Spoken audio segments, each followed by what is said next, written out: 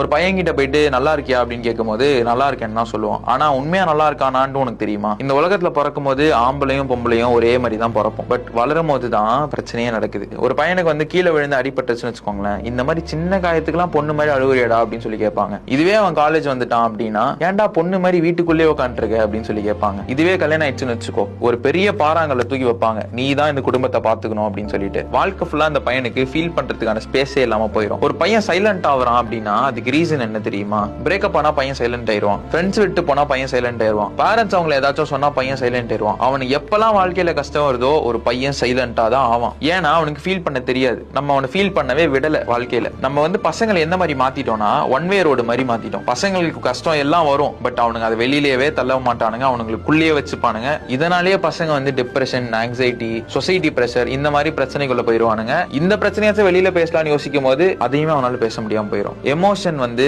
எல்லாருக்கும் இருக்கிற ஒரு காமனான விஷயம். பசங்களுக்கு பொண்ணுங்களுக்கு அது வேற வேறலாம் கிடையாது, எல்லாருக்கும் ஒண்ணுதான். அவங்களா இருக்க விடுங்க.